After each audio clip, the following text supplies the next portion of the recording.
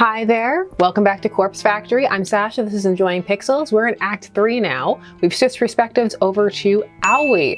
So let's see how this goes. We may have lost Kojiro, and Noriko's gone off the deep end.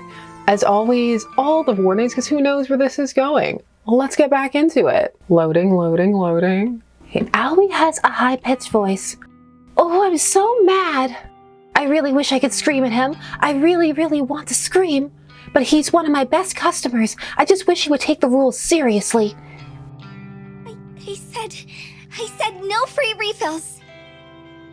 The squeak of my voice surprises even me.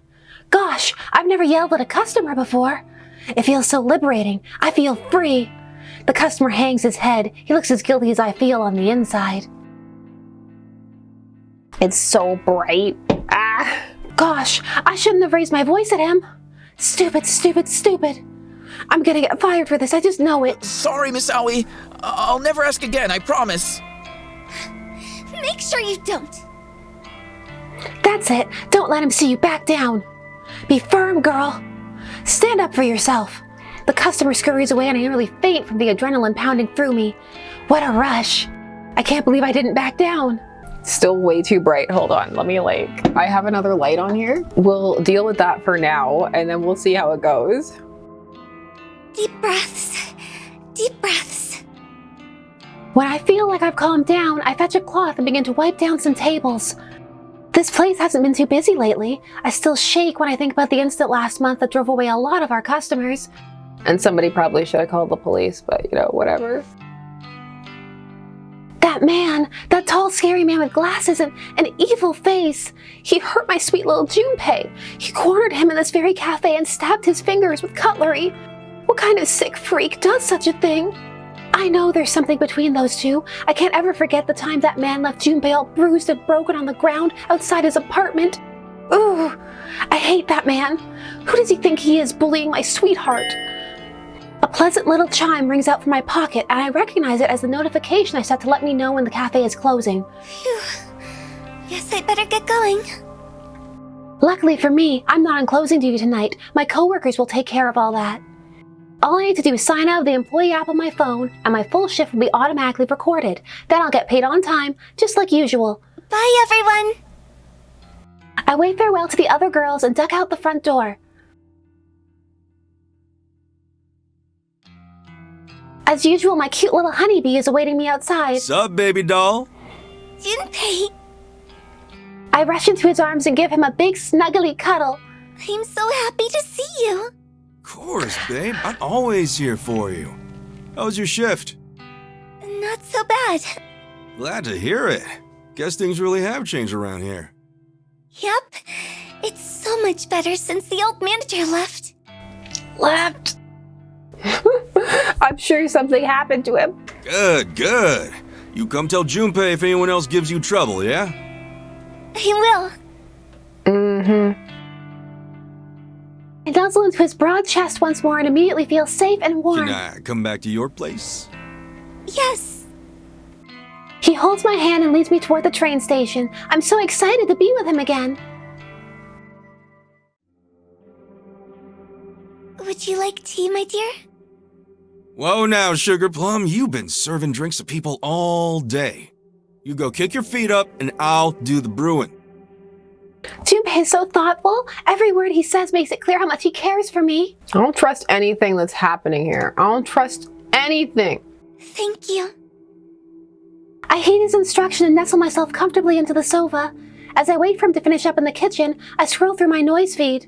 I don't have that many friends on here, mainly just family members, but I still like to see what everybody's up to lately. Plus, Junpei always shares funny memes and pics on his profile, so I love seeing those. After scrolling for a minute, I come across a status update from a friend I haven't heard from in a while. Noriko Kurosawa. No Kurosawa, 2 hours ago. Hey. What does that mean? Her entire post is short and meaningless. It just says, hey, 3. What on earth could she mean by that? When was the last time I talked to Noriko anyway? She used to call me all the time. I used to call her too. But somewhere along the line we fell out of touch. After I introduced her to Junpei, I kinda got the feeling she was jealous. Jealous. Noriko always had feelings for me. Maybe being introduced to my boyfriend really hurt her. Oh, now I feel terrible. Your tea, my love! Junpei sets down 2 teacups on the small coffee table in front of the sofa. Steam rises slowly from both cups. The sight and scent immediately relaxes me. Thank you, Pumpkin. Junpei scoots onto the sofa right next to me, and he leans his head on my shoulder. I raise a hand and run it through his hair as I continue scrolling through noise with my other hand. A post from a guy I went to school with, Shinya Fujikawa, grabs my attention. Shinya with a capital S, Fujikawa, 5 hours ago. One step closer to solving the mystery of the deaths around Tokyo. Helping my father, Senior Detective Fujikawa, name drop, collect evidence from the crime scene. It's like a dream come true, thank you, father. Interesting. I think Shinya always wanted to be a detective. Come to think of it, we were supposed to work together at Temujin. Shinya lined up a job for me and I... Who's this dude? Junpei's gaze is fixated on Shinya's profile picture. Oh, Shinya? I tap on his pic and load his full profile. We went to school together. I scan through his profile and read some more of his recent posts. Shinya, with a capital S, 2 days ago. My father, Senior Detective Fujikawa, has enlisted me to help with his top secret investigation. Can't divulge any further information, hush hush, because I'm posting it on social media. My lips are sealed, top secret. 4 days ago. So happy that I managed to get a lead on this case. I submitted some information to the detective in charge of the serial murders around Tokyo, Senior Detective Fujikawa, who just also happens to be my father. And he said I can join the investigation team as a probationary member. I want to say officer. This guy has a real father complex, doesn't he? Maybe. Shinya, 7 days ago. No one tells you what to expect when you experience heartbreak. No one tells you how hollow and empty you will feel. Tomoe. It's important to throw yourself into your work. I will do so. Tomoe broke up with him. Heartbreak? Something about this dude tells me he's never had a girlfriend in his life. Oh, shut up, Junpei. I wonder... Shinya, 8 days ago. Farewell, my love. I'm sorry I couldn't be the man you wanted me to be. To Tomoe Watanabe, my soulmate, my other half, my one and everything. Please forgive me. Jeez. Have some dignity, dude. Wow. He really likes to share everything, doesn't he? I swear, he never used to be this dramatic. You gotta be dramatic to be in this game. Them's the rules. Junpei yawns and puts his arm around me. A classic move. He's so sweet and romantic. I put my phone down and snuggle into his body. He's like a big soft teddy bear. I should get going once I finish this cup of tea. Really? Do you have to go? Yeah, sorry, babe. I gotta check in on Mom tonight. The Herald. Oh, okay. You'll be okay, right? The thought of being alone forms a pit in my stomach. Don't worry. I'll help you out before I leave. Thank you. Junpei takes one last sip of his tea and gets to his feet. I'll check the usual stuff. Yes, please. He walks behind the sofa and ruffles my hair with his rough hand. The bandages wrapped around his fingers feel coarse against my scalp. As he wanders around my small apartment, he calls out to me. Oven and stovetop are both switched off. The kitchen tap is off, no drips. He moves into the bathroom and his voice echoes against the tiled wall. Tap is off in here too. And the shower is off. It is nice that he's trying to help her with her OCD. Finally, he moves to the front door. I'll lock this door properly when I walk out. You just have to put the deadbolt in place, okay? Okay. Thank you. Anytime, sugar. I'll see you tomorrow, okay? Okay. Love. With that, Junpei walks out the door and closes it behind him. I quickly dash from the sofa to the door and slide the deadbolt into place. All done. The door is locked. The door is locked.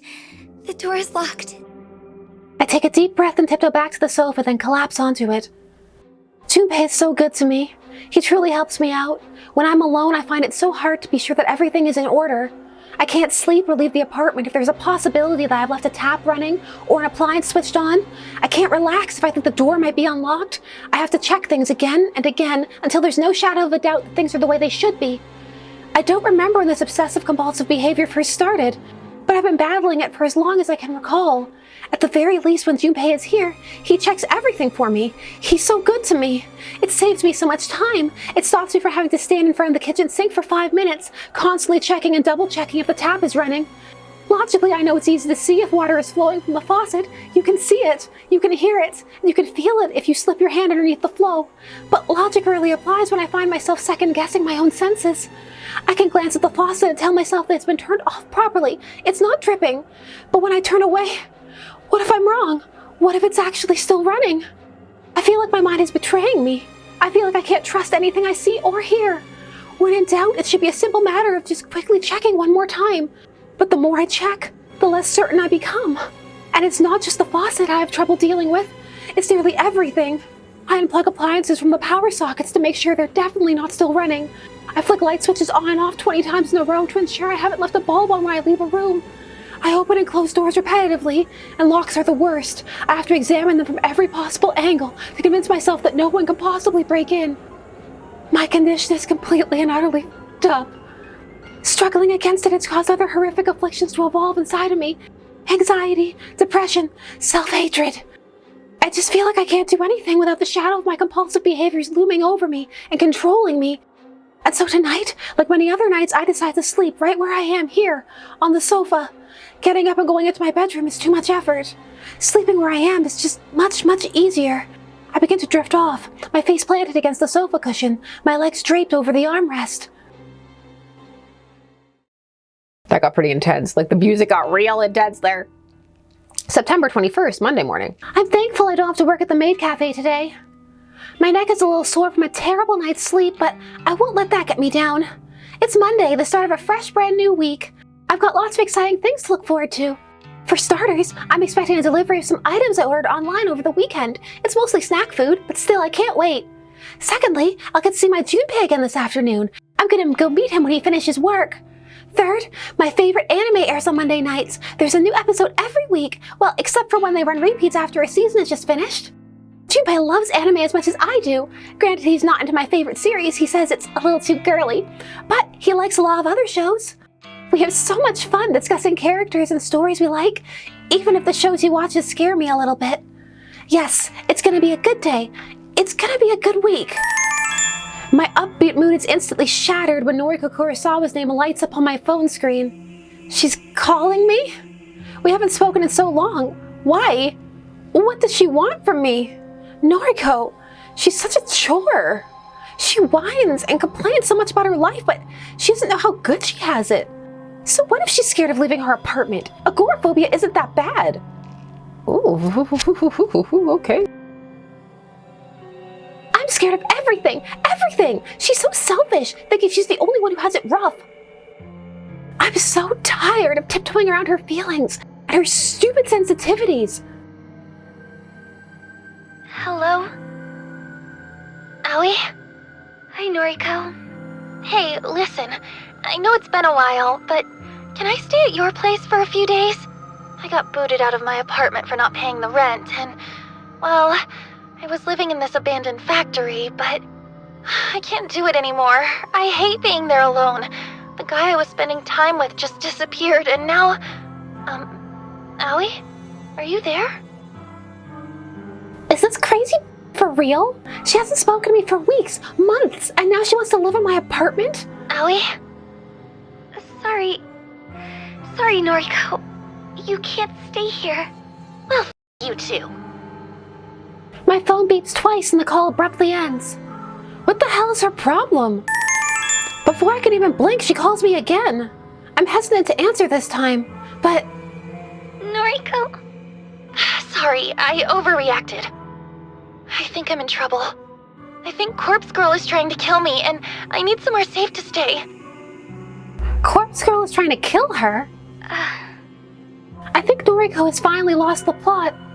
Whatever sliver of sanity she once held onto has finally slipped between her fingers. Noriko, Corpse Girl isn't trying to kill you. What? How would you know? You are Corpse Girl. Remember? Oh my god. What? How do you... I'm the one who wants to kill you. I'm going to murder you in your sleep.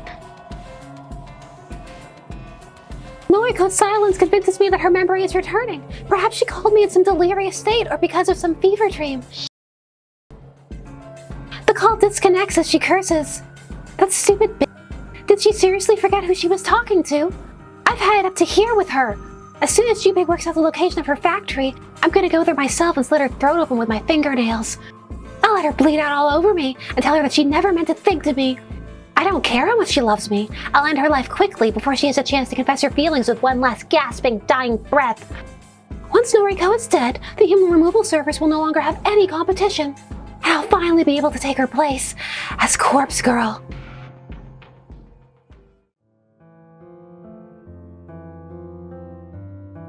During our school years, I was always envious of Noriko. She was so beautiful, so slim and graceful, and she had a wonderful family, parents that loved her more than anything. I never had any of that. I wanted so badly to be her. I struggled with my weight back then, but that wasn't the worst of it. I had an abusive mother and a father that essentially ignored my existence. Well, until he killed me by splitting my neck open. I would have given anything to trade places with Noriko and feel alive again. It didn't matter to me that Noriko complained about every aspect of her life. She moaned about how much she despised her delinquent sister. She griped about how her father walked out on her, but still sent her a birthday card every year. She lamented over the time her mother tried to kill herself in front of her and her sister, how her mother hung from the ceiling barely alive for hours and hours until Noriko figured out how to call for an ambulance.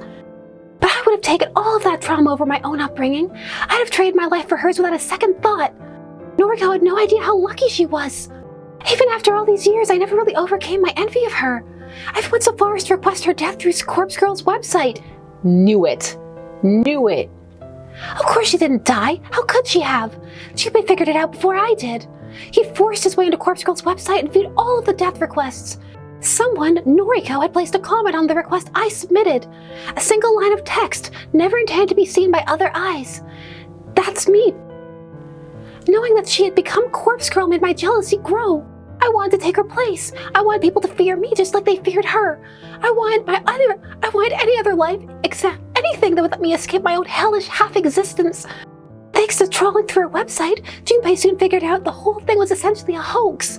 Corpse Girl had no ability to cause death. Noriko was simply trying to con people into ending their own lives. It was pathetic. It made me laugh.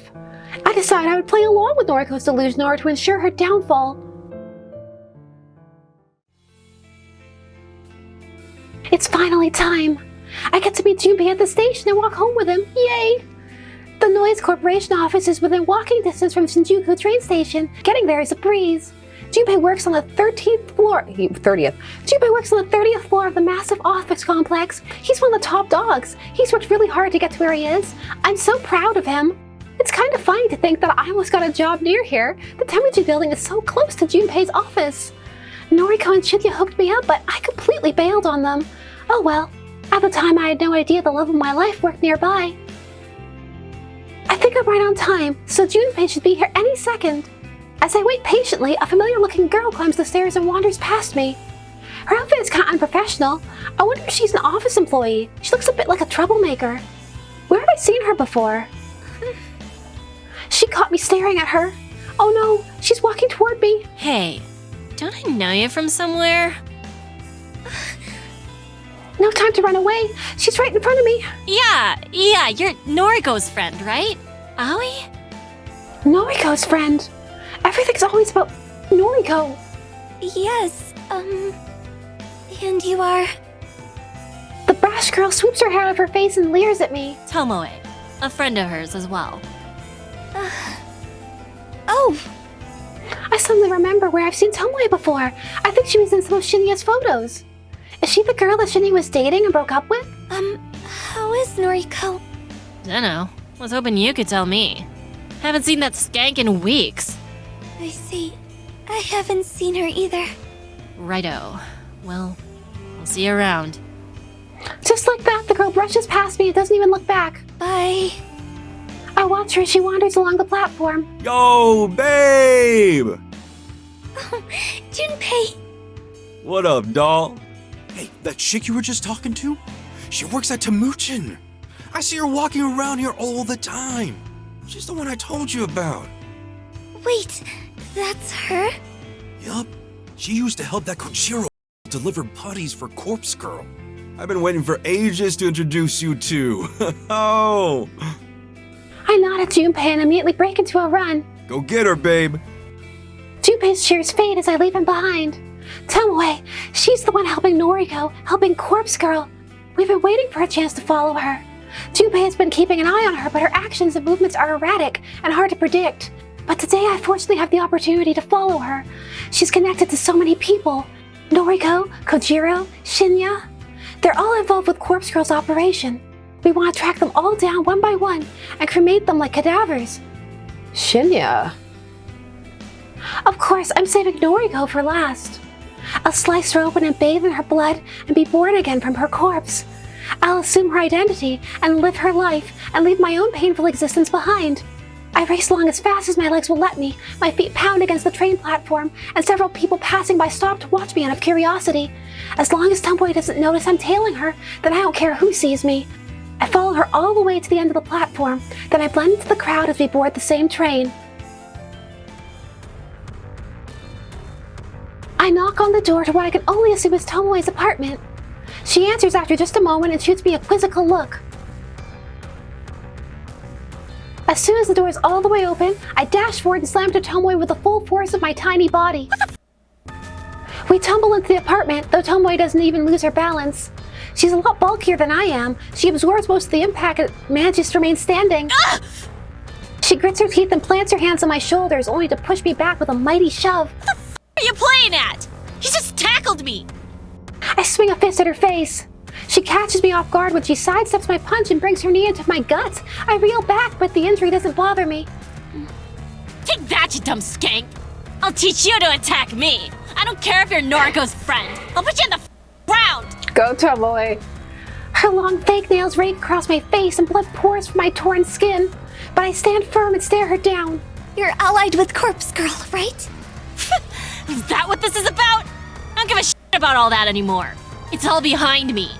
You know Corpse Girl's identity? Of course I do. Why? Are you curious? Got someone you want to have killed? No. I know that it's Noriko. You're damn right. I should have guessed that a friend of hers would be just as psychotic. Noriko can go f herself for all I care. I'm done with her. So am I. I'm going to kill her. Tomoe raises an eyebrow. That so? Well, she kinda has it coming. I see. Corpse Girl is done and dusted. Doubt the public even remembers her these days. It's all about the human removal service. Noriko's just Noriko now. But I still won't forgive her for what she did to Kojiro. What is she talking about? Does she know something I don't? What happened to Kojiro? Do you even know who he is? I do. You warned me about her, you know? He said she'd discard us as soon as we weren't useful anymore. Sure enough, she had him killed. Burned him alive. Interesting. Tomoe thinks Noriko killed Kojiro, when in reality, Junpei took care of that freak. He burned the entire morgue down around him. I suppose Kojiro's death caused Noriko and Tomoe's relationship to fall apart. Everything worked out better than Junpei planned. Noriko will die. And so will you for your role in helping her. Oh, come on. Why are you so insistent on messing with me? I ain't never done nothing to you. Hang on. Even though this girl exudes an air of stupidity, I didn't expect her to actually be this dense. Surely she's figured it out by now. Are you with the human removal service? I don't say anything. You're kidding me. You're the one Noriko has been fighting against this whole time. And you're her best friend. Your point? Are you the leader of your little group? No. Right. When Tomoe pauses to brush her hair behind her ear, I strike. My hand darts forward and grips her throat. I begin to crush it between my fingers. The girl kicks and flails. She beats her fist against my outstretched arm, but I don't flinch. Her gurgling and thrashing brings me no joy. I wish people would simply accept their fate. Despite how tightly I'm squeezing her throat, she manages to form the beginning of a word. I can only guess that she's trying to call for Shinya. Shinya? The idiot boy she already broke up with? He can't save her now. I tighten my grip and stride forward, pushing Tomoe back and pinning her against the wall. She kicks out at me and hits me directly in the knee. I refuse to buckle. Her fingers continuously claw at my arm, slashing into my flesh and sending flecks of blood across the room. She thinks she can hurt me, thinks she can fight her way out of her fate. But nothing she does will ever injure me. You can't hurt the dead. This thought repeats in my mind as my face crashes into the floor. A ringing sound in my ears causes me to question what just happened. The residual shockwaves of a dull impact to my skull flow through my head. I wouldn't call it pain or even an ache, just the sensation that something collided with me. But I'm already on the floor, my lips pressed against the hardwood, my eyes twitching and examining shards of pottery falling on the floor around me. A blanket of darkness descends over me, and I hear the ragged sound of Tomoe breathing and someone's voice asking, "Are you okay?" But the question isn't directed at me. I don't think anyone cares that I'm lying here in my own blood.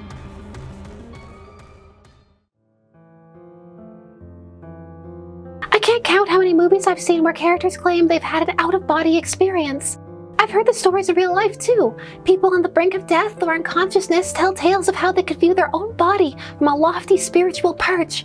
I never put much stock into such nonsense. How can someone dead or dying view the world with any form of clarity? When I died all those years ago, I didn't experience any such thing. It was kind of disappointing, even though I didn't expect much. Being clubbed across the head in Tomoe's apartment was a completely different experience than the time glass shards pierced my neck. I feel like I'm teetering on the edge of consciousness, writhing around the hard floor. I can see some lights, some blurred shapes, and I can see my body down below, my body delicate and frail and slowly decaying. I don't get it. Why would I have an out-of-body experience now of all times? I sure as hell didn't experience anything of the sort when my father slit my neck. So why now? I wonder if any of my victims ever suffered from hallucinations like this before dying. Did Katomi Ada and all those people on the train platform experience this after I cut them open? Did they also helplessly look down on their own bodies from above as the train screeched past? And Mikatsuno, boy did she scream when I pushed her over the balcony railing. Did her spirit leave her body to look down on her splattered corpse? What about the other nameless souls I've claimed from Noriko's website? There have been so many bodies piled up, countless gifts pledged in Corpse Girl's name. I didn't kill them because I wanted to shed blood. I did it to delude Noriko. That was the goal at the start anyway. Noriko never caught on to what I was doing. She took all the credit, thinking she was some all-powerful being in control of the fate of her victims. She never even tried to understand the truth. I slaved away for her, cutting and strangling and slashing and slicing. I piled up bodies for Noriko, but Corpse Girl claimed all the kills. It was a pointless endeavor. I think she would have spiraled into madness even without the power trip. I suppose it doesn't matter now. Things have changed. My only focus now is to kill Noriko. I should have done so right at the start. I'll kill her for wasting my time. As I look down at my body below, I see a girl too scared to go on, too scared to struggle anymore. It's a shame. If I wasn't killed years ago, I might have had the chance to live a normal life. Well, there's nothing else for it. I feel my spirit returning to my body. It's a strange sensation because I know I'm not returning to life. How could I? I've been dead far too long. My only chance is to claim Noriko's life for my own.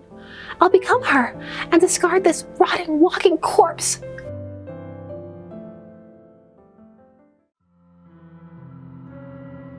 September 22nd, Tuesday morning. I can hardly see without my glasses. Everything is blurry, foggy, lacking a solid outline. Thankfully, they didn't actually do that for the CG. Colors bleed into other colors, blue blends into purple, and yellow melts into brown. It doesn't help that I'm partially colorblind. Never had much luck telling red and green apart anyway. Ah, that explains what's been going on with the narration this entire time.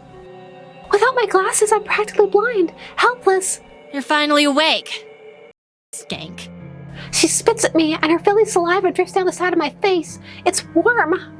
I try to lash out at her, only to find my arm has been bound to my side. I try to scream out, but my mouth is gagged with what I can only assume is a sock. I try to lunge forward, but I'm strapped tightly to the wooden chair I'm sitting in. I can't believe this. This is so strange. I just... Shut up, Shinya. Jeez. Sorry. The blurred forms of Tomoe and Shinya are pacing the room. Even without my full vision, I can tell if the room is bright. Sunlight is pouring in from the open window. Just how much time passed since I was knocked unconscious? And why have they tied me up here? I scream into the mouth gag, somehow loud enough to capture their attention. Tomoe strides toward me and pulls the damp sock from my mouth. What? What do you want? I mumble something about being unable to see.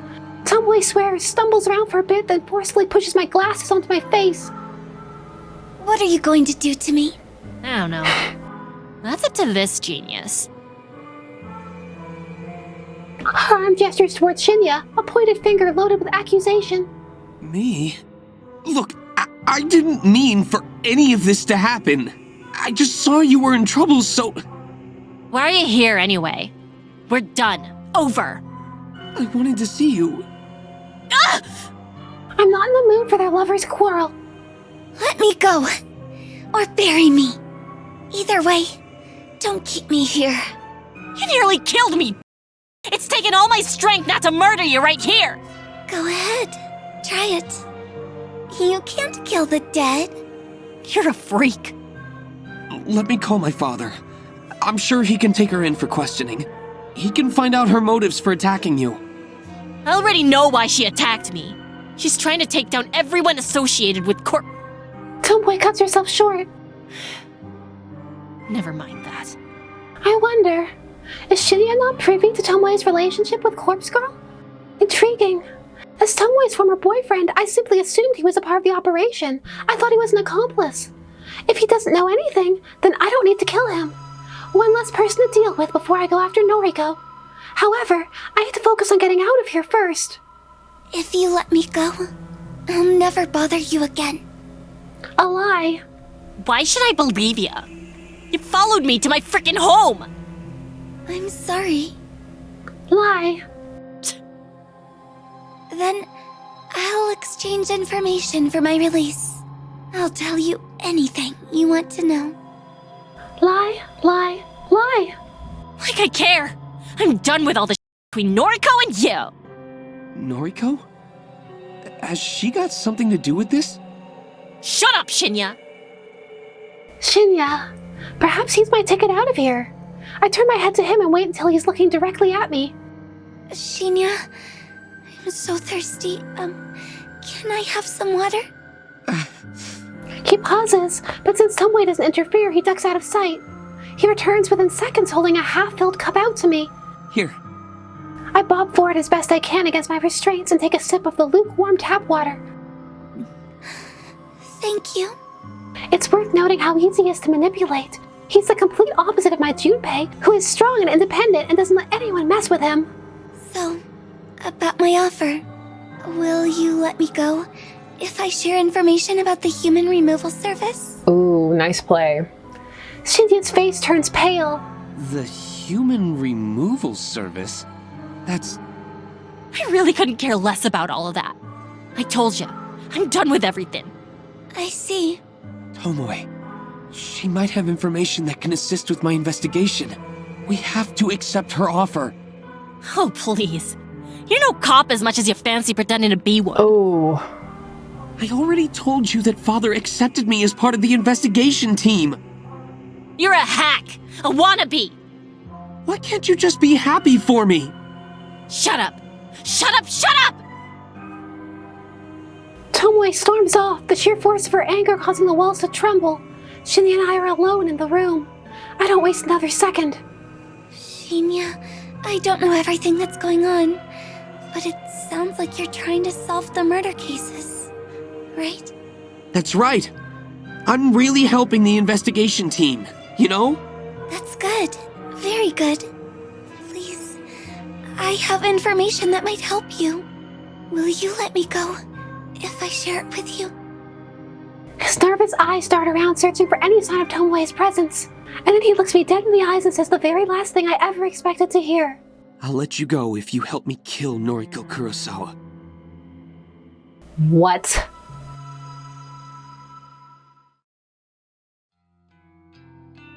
This is your apartment? Yes. Please forgive me for intruding. Shinya bows politely and removes his shoes. He places them carefully in front of the doorstep and takes a stride forward. He takes a good look around before turning to me. You have a nice place. Oh, please. I wish you would cut the formalities. We're here to discuss serious business. He's acting like we're new co-workers or something. I walk over to the door and make sure it's fully closed. I slide the deadbolt into place. The door is locked.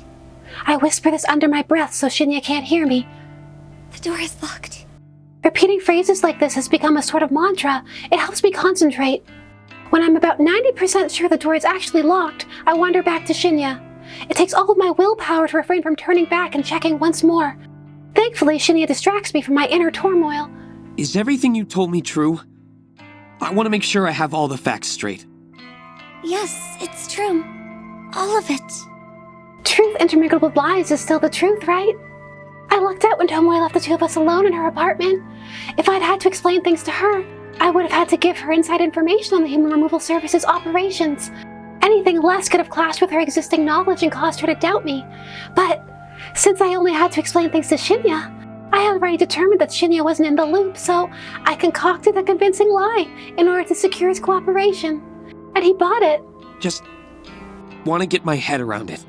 Noriko Kurosawa is Corpse Girl. She's the one that was behind the initial string of murders across the city. She delivered photos and corpses to her victims in order to convince them that they would die soon. And that had the effect of causing people to kill themselves. Almost a self-fulfilling prophecy.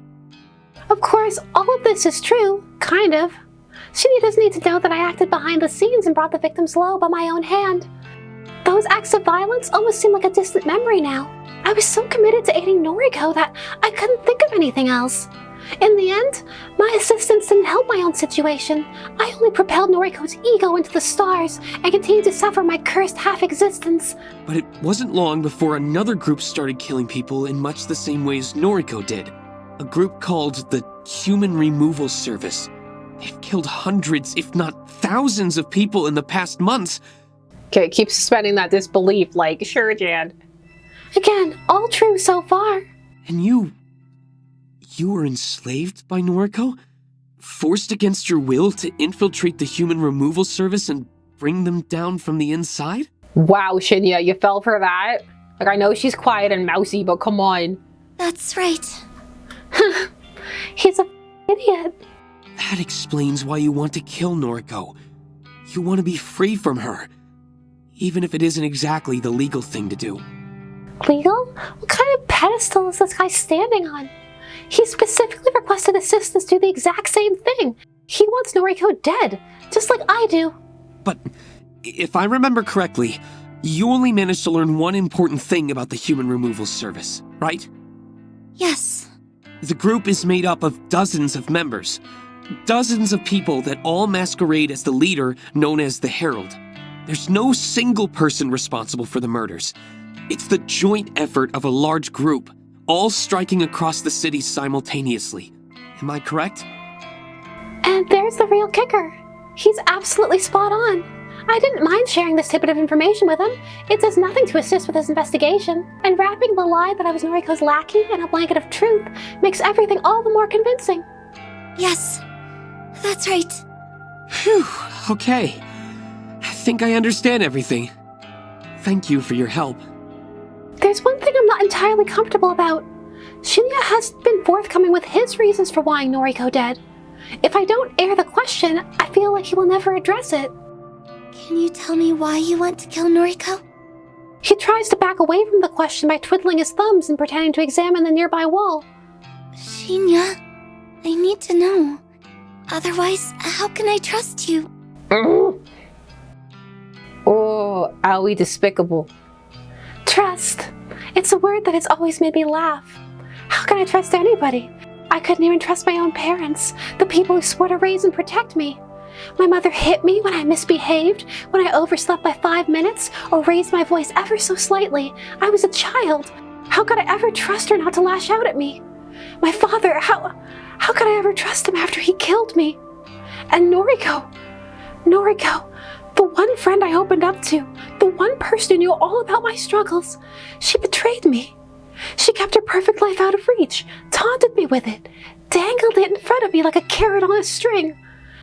And when I asked to share her life with her, she completely misinterpreted me. She told me she loved me, told me she wanted to be with me. She wanted to shower me with gifts, hold my hand, be intimate with me. She wanted to be my girlfriend, but how could I ever be intimate with her after what I went through? She didn't understand me. She didn't understand that I wanted to be her, not be with her. She wouldn't trade lives with me, so how could I ever trust her? How could I trust her when she said she loved me, but wasn't willing to make a sacrifice to make me happy?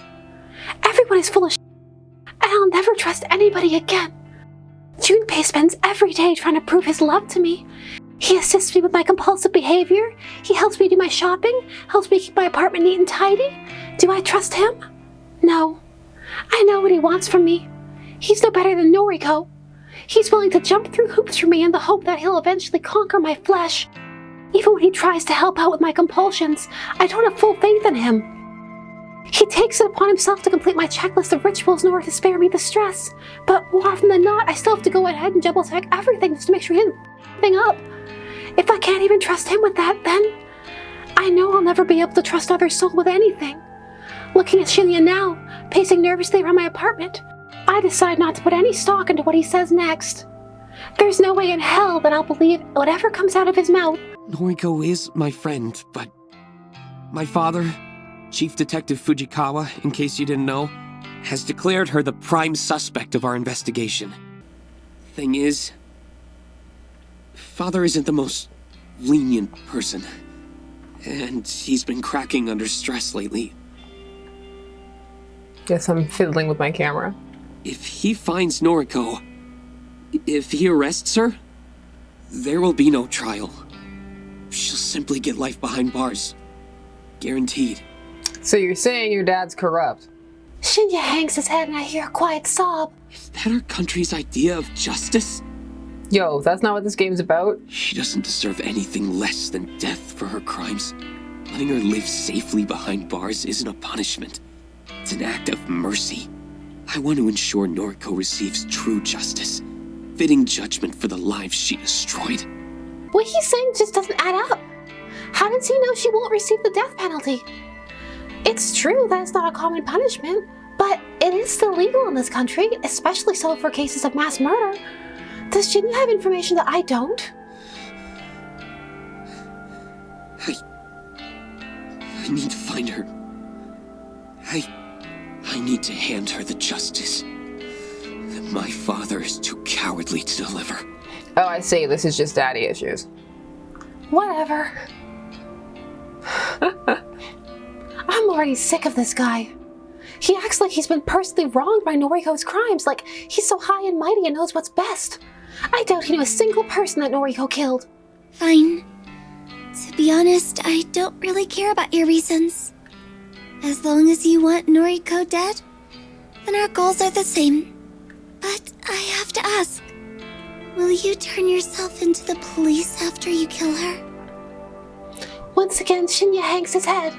I'd be a hypocrite if I didn't. He leaves his sentence hanging in midair. It wasn't exactly a confirmation. There's only one problem. I have no idea where Noriko's hiding. She doesn't live in her apartment anymore. She doesn't show up to her office. I know that she has a factory that she runs her operation from, but I can't find it. I see. Really? So they could follow Kojiro all around, but they couldn't follow him to the factory? I might be able to help. Tomoe and Noriko used to spend a lot of time together. Not sure what they used to get up to, but I checked the travel history on Tomoe's IC card, and she made a lot of trips to Shinokubo. Creep. Her IC card. For people traveling by train every day, buying single-use tickets is often a pain in the ass. Reusable IC cards are much more convenient. You can top them up with money and simply swipe them at the ticket gates to have your train automatically deducted. Best of all, they keep a record of your transaction history and the stations you've traveled to recently. The fact that she didn't even thought to look at Tomoe's travel history makes me want to reconsider my initial assessment of this guy's detective skills. Shina Okubo, you say? Yeah. Can't imagine what she was doing there, but all the dates she traveled to that station coincide with days she claimed to be hanging out with Noriko. I still don't think Shinya realizes that Tomoe was in on Noriko's operation. Regardless, this is valuable information. Chances are good that Noriko and Tomoe spend a lot of time together at their factory, and that factory may very well be located in Shinokubo. I'll feed this information to Junpei and see what he makes of it. Perhaps he knows something I don't. Thanks for the info. That's enough for today. I'll contact you when I locate Noriko. Oh. Say, just one more thing. What is it? If you've been wanting to kill her, then why haven't you just called her and asked her to meet up with you? He thinks he's so clever. He thinks he has everything all worked out. He doesn't know shit. It's not that easy. I need to find where she's living and running her operation from. I want to destroy everything involved with Corpse Girl. I want to burn her factory to the ground. Ooh, arson. She's gonna do some arson too. More lies. Lies on top of lies. The truth of the matter is that Noriko knows perfectly well my intentions for her, even if she temporarily forgets it during moments of delirium. She would never agree to meet up with me, not now. Things were different not so long ago, but I missed that opportunity. Noriko worked out my position in the human removal service. She figured out that I'm the Herald, the one responsible for slicing and dicing. She doesn't know that there's more than one Herald, but that's irrelevant. And she doesn't know that I'm responsible for the massive bodies littered across Tomoe thanks to Corpse Girl's website. However, as long as she knows I'm a threat, she'll never agree to meet with me. How she came to the conclusion that I'm the enemy is beyond me. She's a sharp person, despite teetering on the edge of a total breakdown. It doesn't matter. The point is, I can't simply call and meet up with her. Besides, I actually do want to locate the factory, just as much as I want to locate her. The factory is where I'll plant myself. It's where I'll start my life anew. It's where I'll grow and blossom into the new Corpse Girl once I've taken over Noriko's identity. Shinya is contemplating my answer. It seems good enough for him. Fair enough. You want to see Corpse Girl completely and utterly defeated. I get that. That's your idea of justice. Sure. Agreeing with him will make this ordeal of a conversation end quicker. I'm going to get some rest. So... Okay. I understand. I'll take my leave. Call me when you locate Noriko, okay? yes. Lie. Farewell then. He makes his way to the door and I don't take my eyes off him until he disappears through the portal. When he's gone, I tiptoe toward the door and confirm it's fully closed. I make sure the door is snugly nestled in the wooden frame. I lock the door handle, then slide the deadbolt into place. The door is locked. But is it? The door is locked. I can't be certain. To my eyes that fail me on a daily basis, that betray my mind with illusions and phantoms, the door seems to be locked. But why should I trust my eyes? I don't trust anyone. Why should I trust parts of myself? I can't even see colors clearly. Red, green, whatever. I can't see anything without the aid of glasses. The door has to be locked. It has to be. Otherwise I won't be able to walk away. I won't be able to stop thinking about it until I come back and check again, and again, and again, and again. The door is locked. I turn away, take a deep breath, and then immediately turn back. The door is locked. The door is locked. I'm pretty sure the deadbolt is in place. It certainly looks in place. I'm so exhausted. I'm tired of the routines and rituals. Why can't I just walk away? If I walked away, the problem wouldn't exist. I wouldn't be stuck standing here checking and double-checking something so trivial. If I could walk away, I wouldn't be so full of stress, so worked up about things that ultimately don't matter. Another deep breath, and I take a step back. Door's locked. I turn, run, dash. I sprint through the room, sprint through the hallway. I slam my body into my bedroom door, throwing it wide open. I collapse on my bed. I ignore the nagging in my brain telling me that the door is unlocked. I ignore it until it feels too real and I have to scratch at my flesh just to distract myself. I pull my pillow over my head and hold it tightly around my face. I'm safe here, safe in my bed. The door is locked. Locked! I try to convince myself to fall asleep, tell myself I'll feel better after I rest. I hope I locked the front door.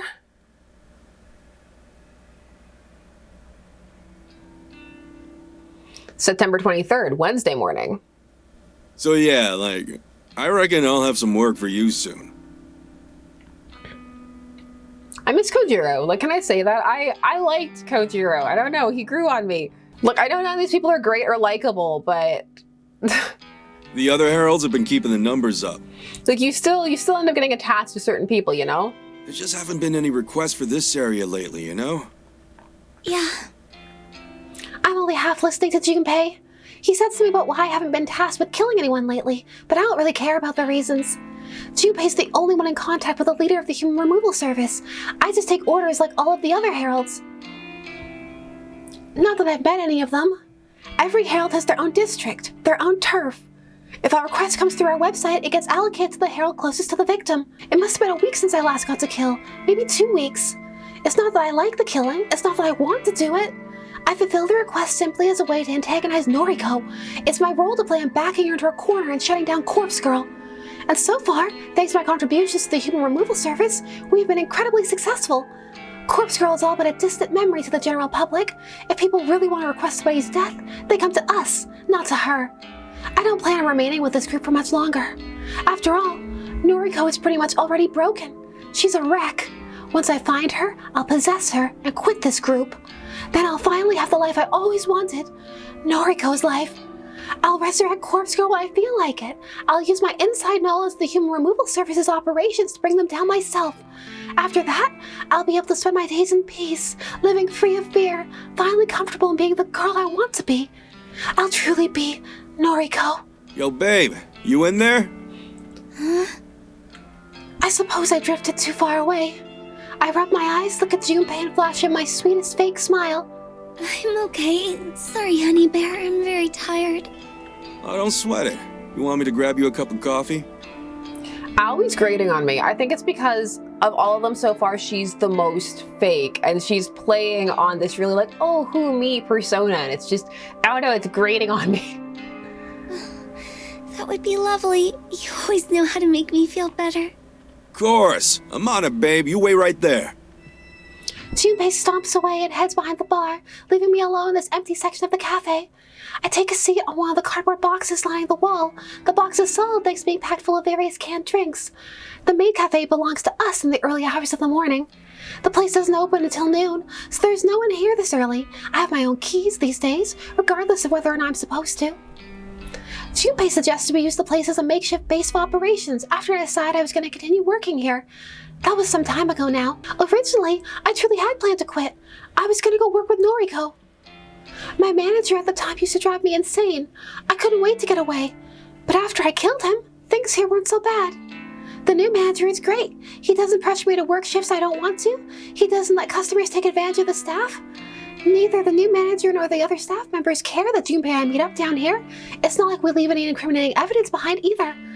It's simply an easy place for us to meet up and talk, since Junpei lives so far away from me. The added benefit is that we have access to cheap drinks and food, thanks to my employee discount, so hanging out here is actually quite pleasant. I wait for a while longer for Junpei to return. I really could use a coffee right now. His return is heralded by the thump of heavy feet against the tiled floor. I got you, fam. Junpei sidles up to me and hands me my favorite drink, a tall iced coffee with an extra espresso shot and a dollop of ice cream.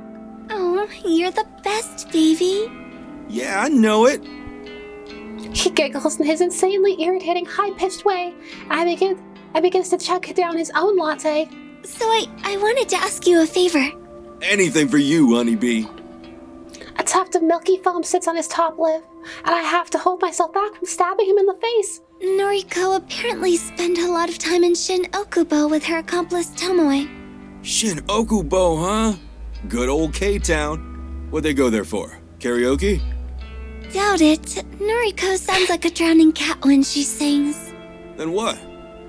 Well, I'd like to think that's where the factory is located. Oh, gotcha. Ooh, you could be onto something.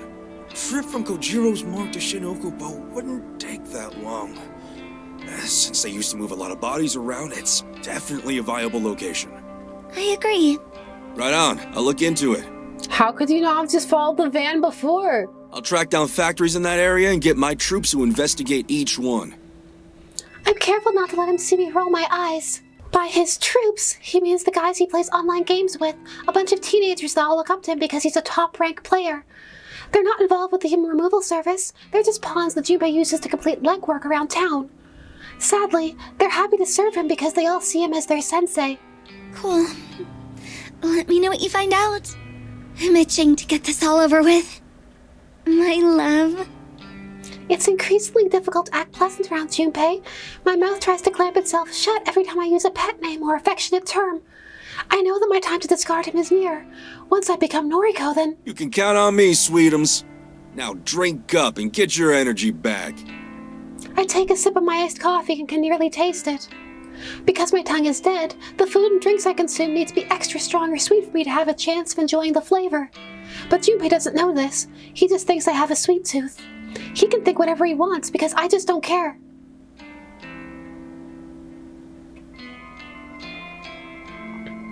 September 24th, Thursday morning.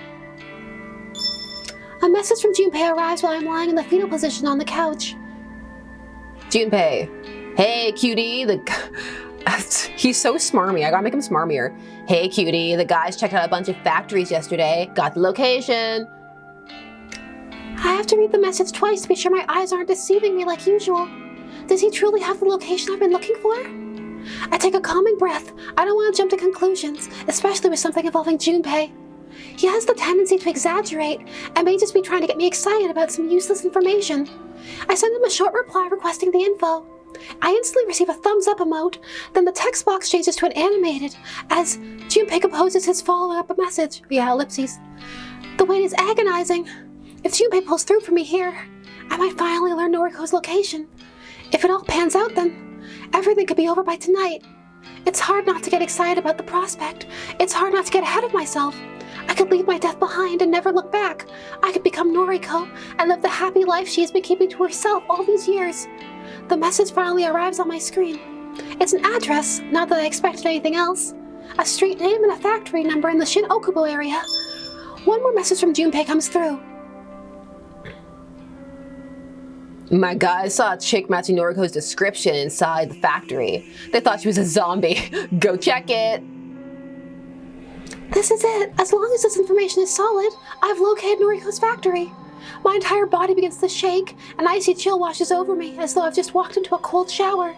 It's a strange sensation for a dead girl to feel. Pain doesn't affect me, and yet the cold is something I can never banish from my bones. No time to focus on that. I have to stay calm. Need to concentrate and pull myself together. I launch myself up from the couch and collect the backpack hanging over the coat rack. I unzip it, run my hands through its contents and convince myself that everything I need is within. After swinging the bag over my shoulder, I throw open the apartment door and venture outside. It's our factory, all right. The factory is a rundown mess. How anyone can live here is beyond me. I suppose I'll have to find a way to make it feel like home. Maybe once I'm inside Noriko's skin, I'll be able to understand why she is comfortable here. Yeah, the more I look at it, the better it seems. This will be my home. I'll be Noriko and live here happily ever after. I'll sit back and enjoy the life that she's been withholding from me. Firstly, I need to find somewhere to change my clothes. I can't kill someone if I'm wearing my nice dress. That's just not acceptable. I did consider changing at home, but then I would have scored funny looks from people on the train ride over here. Is it strange that a dead girl fears entering a socially awkward situation? Well, not really, because the fear of public speaking is higher than the fear of death, so... I always go out of my way to avoid uncomfortable situations. Perhaps it's just a remnant of the life I once knew. Something that I can't quite leave behind. It's the same as my obsessive compulsions. They cling to me like carrion flies swarming over my corpse. I shouldn't be worried about any of those things, but dead or not, my mind can't just discard the anxieties that shape my entire life. Wait, what am I doing? Why am I trapping myself in pointless thoughts? My goal is right in front of me. Noriko's on the other side of that brick wall, completely unaware of what's about to happen. A heavy-handed slap to my face doesn't sting, but it causes me to reevaluate what I'm doing. Focus. First, I'll change into the gear provided to me by the human removal service. Then, I'll shimmy into the factory through an open window. I'll locate Noriko and drive a knife into her chest. I'll pluck her still beating heart from her body like a ripe strawberry, and then I'll carve my name into the pulsating, blood-spurting organ. Noriko's life will be over, and I'll be reborn. I'll baptize myself in her lifeblood and become the girl I've always wanted to be. And I'll be happy. Happy just like Noriko. That smiling, carefree girl I spent my youth with. The girl that faced her mother's attempted suicide with a stoic smile. The girl that didn't flinch when her father walked out. The girl that stayed inside day after day when the outside world just became too scary to face. The happy, carefree girl without a single real problem. She never knew how good her life was. She wouldn't have lasted a day in my shoes. I hate her so much. I'm going to become her. My backpack hits the ground with a dull impact. I tear my yellow sundress from my shoulders and let it fall to the ground just like a snake sheds its skin. The cool afternoon breeze bites at my naked skin and makes the tiny hairs across my body stand on end. Why can the dead feel the cold? The dead shouldn't feel anything. I crouch and rummage through my backpack, withdrawing my change of clothes. Slowly, calmly, deliberately, I dress myself in the dark gear that marks me as a herald, one of many. I note the comforting weight of 4 knives concealed within my jacket, 1 on each sleeve and 2 against my chest. It's important to be armed to the teeth. After donning each article, I pull a broad mask out of the bag, a mask in the likeness of Corpse Girl, my enemy, and my future identity. I slide the mask over my face, and a curtain of calm descends over me. This is the last time I march forward in the name of the Human Removal Service. This is for my own personal agenda. The scheming of that rebellious group of killers no longer guides my hand. The time has come. I approach the factory's front entrance and try the door simply out of curiosity. I don't expect Noriko to have lowered her guard so much, and yet, the door swings open. She left it unlocked. A mistake I never would have made thanks to my overbearing compulsions.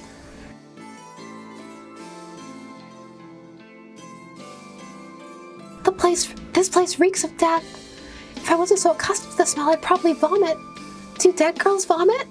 The dull, steady hum of the air conditioner registers in my consciousness, but doesn't distract me from examining the surroundings. Countless empty body bags are strewn across the pockmarked concrete floor. Some are stained with brown blood, and some are completely clean. A series of shelves, almost like warehouse racks, run along the walls and across the floor in haphazard patterns. Whoever planned this layout was out of their mind. However, this is home now. My home. Soon. Striding forward, I weave between shelves and step over discarded body bags. So far, there has been no indication of Noriko's presence. Still, I draw a knife from inside my sleeve so that it rests in the palm of my hand. The metal handle is cold. Cold. Why do I feel cold? The entire factory is like a freezer. How can Noriko live here? Hey. My torso twists in reaction to the monotone syllable. The quick movement sends a shooting pain across my chest. Pain? Pain? It's you. Hello, Harold. Hey, Noriko. It took me a while, but I figured out what your mask is supposed to be. It's like an artistic representation of Corpse Girl, right? The Corpse Girl mascot that appears on my website. Noriko flashes her phone at me and I glare at the website displayed. I guess it kinda is. Would have taken me forever to figure that out. That's totally copyright infringement. That's the worst thing that's happened here. I don't know what to say to her. This isn't exactly how I imagined this encounter would play out. Why'd you fake Junpei Matsumoto's death? You know what I'm talking about, right? That time we met in the underground parking lot. You planted a look-alike corpse to fool us into thinking Junpei had died. Total Corpse Girl move, by the way. Guess you stole that strategy from me, too. I sense a lawsuit. She steps forward with a hand outstretched. I simply lash it with my knife and slash her wrist.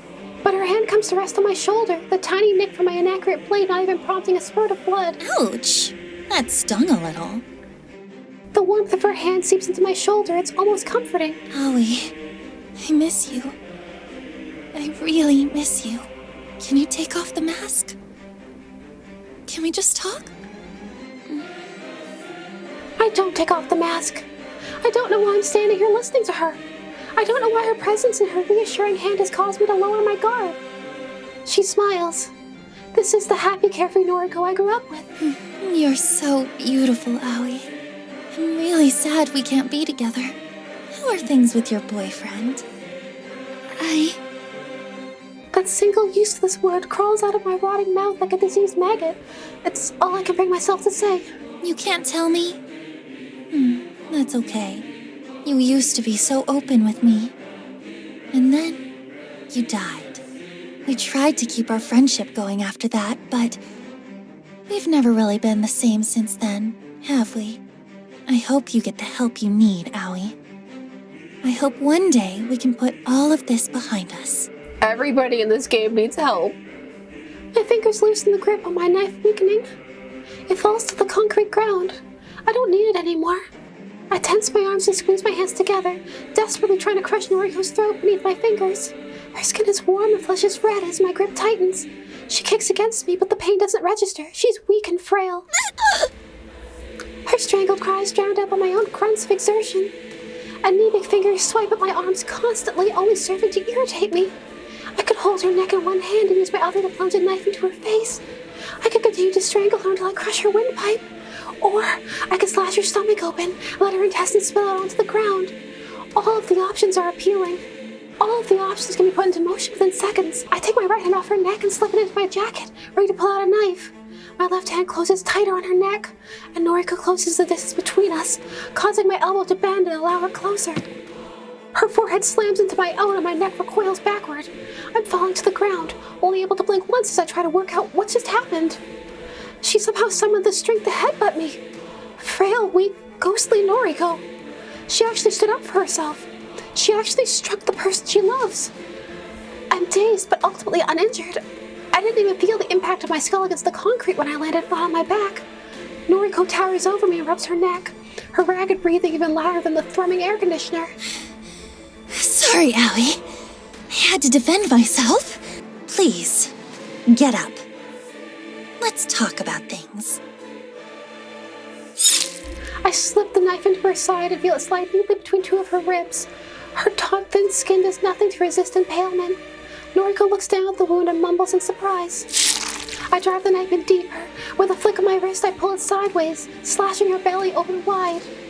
An arctic stream of blood sprays from the savage wound and forms a macabre rainbow before me. Noriko coughs and gags as she frantically tries to stem the tide of blood with her hands. Damn it! Corpse girl will...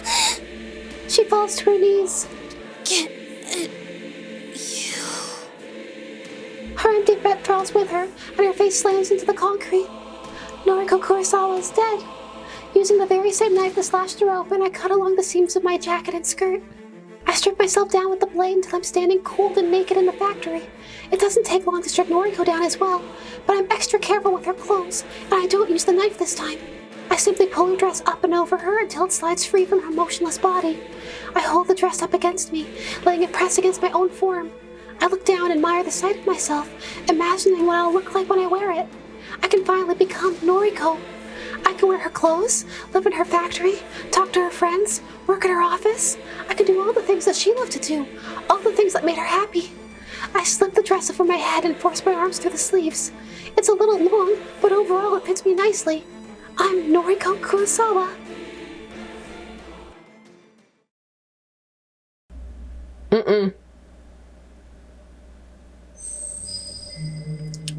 Final act, Noriko Kurosawa.